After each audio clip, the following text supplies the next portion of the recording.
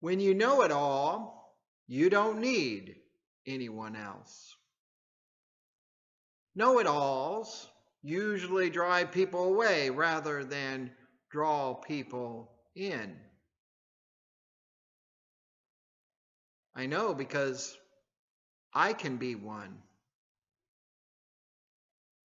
and you can be one too. But while knowledge may swell our self-esteem and self-image, it rarely gives room to others or makes us more caring and generous. It may expand our brain power capacity, but it often starves our hearts. We begin to see others as less thans when we think we know it all. We are less interested in other people's thoughts or opinions because we already know it, and our reach begins to pull back to ourselves and those like us. Now, God made both our hearts as well as our brains and intelligence, and like many things in life, it is not knowledge that is to be avoided, but rather how we choose to use it that makes all the difference. The Apostle Paul today is calling out some bad uses of knowledge within the Corinthian church that are happening at the expense of the greater community, often leading those who have been injured by such arrogance to leave the group. What we do to one another, how we treat ourselves, and how we treat one another matters. Knowledge always has the ability to puff us up, but often will reveal our weaknesses in our arrogance. Love builds others up and builds ourselves up and can withstand whatever confronts it. Knowledge has the ability to separate and to divide, seeing others not as neighbors but competitors or even as enemies. Our group is right. That group is wrong. Those in the no group may inadvertently injure those outside of it. What should not divide us from one another may become the very stumbling block that keeps us separate. And history shows again and again and again how often a stumbling block between two people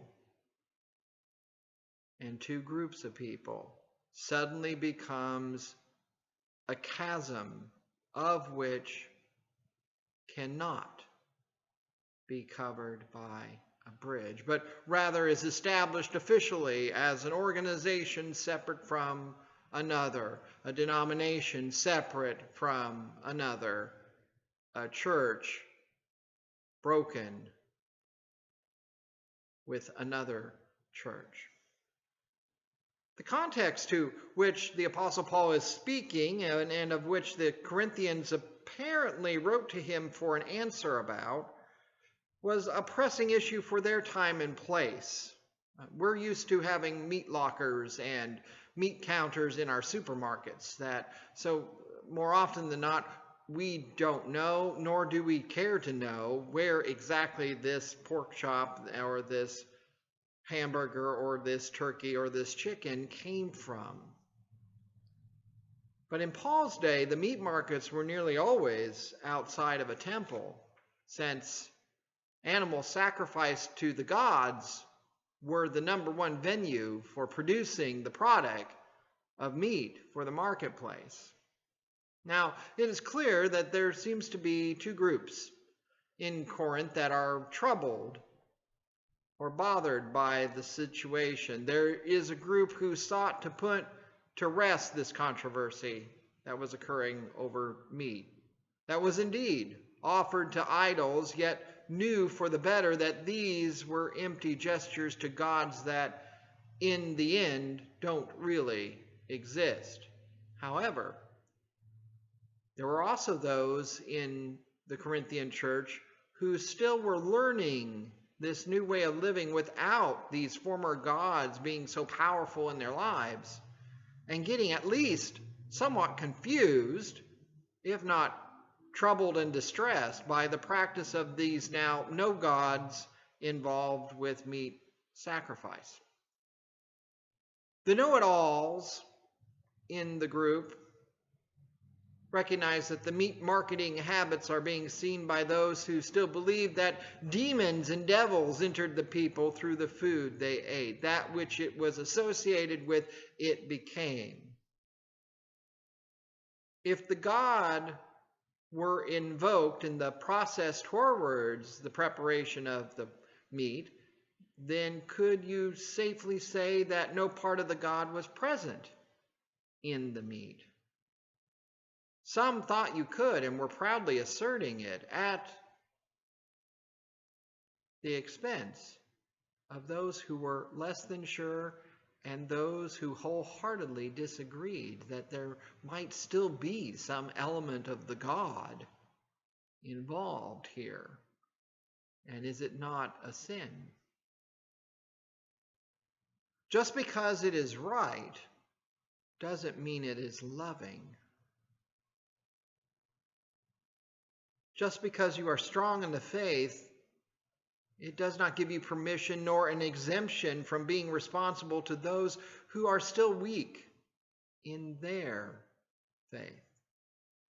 Our strength, after all, becomes a curse if it harms those who are weaker within our own communities.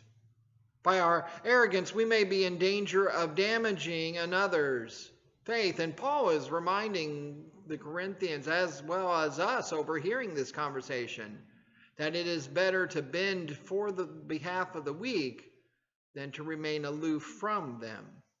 By showing this lack of concern for those whose faith is battered by certain issues, we may be in danger of tearing down their very faith. Unfortunately, when the vision has not been seen, when the concern has not been heard, and often the opinion is not respected or considered, they often run out on their faith. And still leads many to the leaving the church, never to return. Because rather than loved, they were criticized. Rather than considered, they were maligned. Too often those we identify as strong people are those who have strong opinions rather than strong actions about what it means to be a Christian. Strong Christians might actually be the opposite. Those who are the weakest in their faith may be precisely the people who hold the strongest opinions about how to live out their lives. They may be the most disciplined in being concerned about how others see, perceive, and receive the testimony of their deeds and actions. For indeed, the only testimony of faith that most people can see from us is not the motivations that are trapped in our minds, but rather the actions that our hands and feet declare. Our words can only reveal intentions. Our actions reveal their follow-through. It is a better thing to show rather than to argue. Is it better for us to share our knowledge, a bit of our mind, rather than a bit of our heart? Because the Corinthians were certainly very proud of sharing a piece of their minds.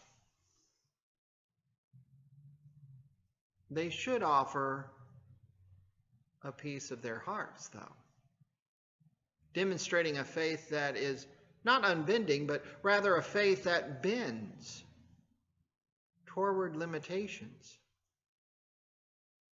in acts of love. Those who are genuinely strong will demonstrate compassion first rather than opinion, to help cultivate the faith rather than to guard their own spiritual gardens.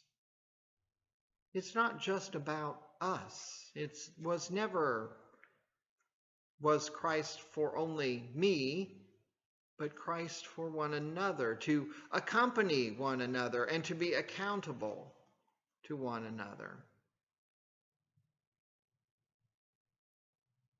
Rather than our endless seeking of the tyranny of majority votes, perhaps, nor gathering among the like-minded and the like opinion groups that we naturally will gravitate towards, those who think like us, act like us, and seem to be like us, against the rest. Perhaps we should be seeking what is best for the weakest among us, lifting each as nothing less than a child of God, just as much loved as we are, made in God's image just as much as we are, and worthy of our care and devotion and love.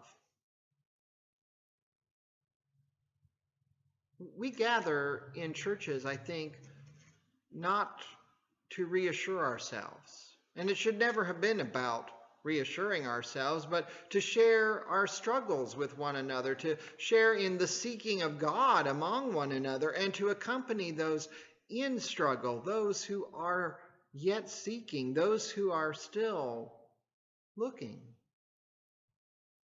and being responsible to one another.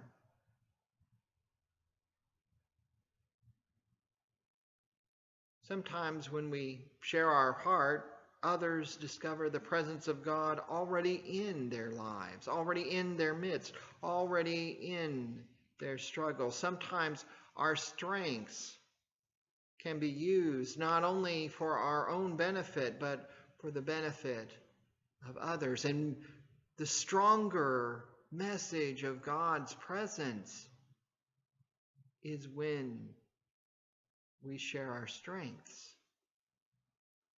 among those who need it. We encounter brokenness throughout the world, and it affects each one of us. Sometimes we can feel alone, frustrated, angry, worried, or fearful.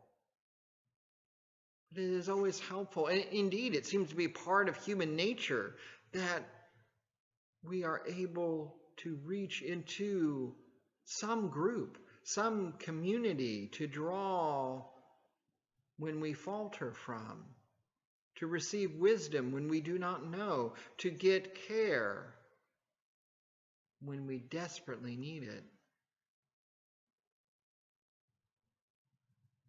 The force of despair, emptiness, and fear may not be as dense as we seem to see them, or as we think it might be.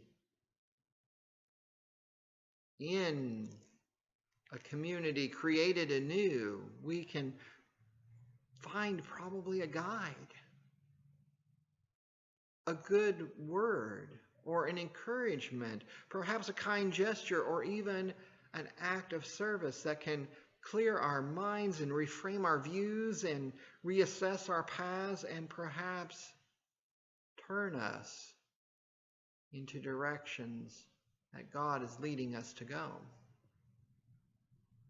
If we are merely puffed up on our knowledge, we may be more likely to stumble.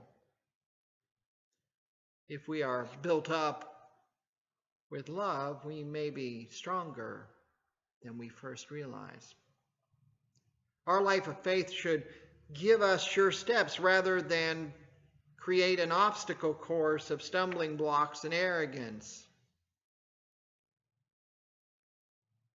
The Corinthians were guilty of this. So are we. When we assert with know-it-alls rather than love-it-alls. Do you lead with your mind or with your heart? Can we find a way to demonstrate our love rather than sharing our thoughts and opinions? Which of these would speak louder into a community skeptical of faith, skeptical of community, skeptical of life and purpose? What we do to one another, how we treat ourselves, and how we treat one another matter. There is greater wisdom in love than in knowledge alone.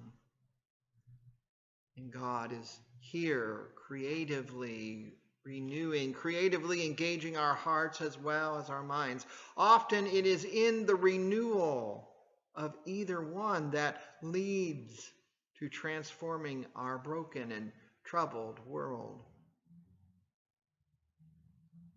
May we find a community of faith that bears our faults as well as celebrates our strengths. May we take the invitation to share our strengths, not for ourselves, but in service to others. For when the strong lift and defend and care for the weak, they truly demonstrate their greatest of strengths. And the world is renewed.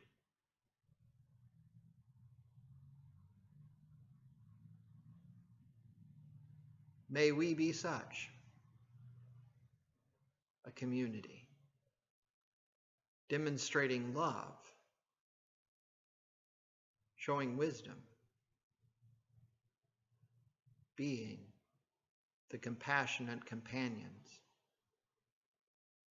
to those who may find themselves weak.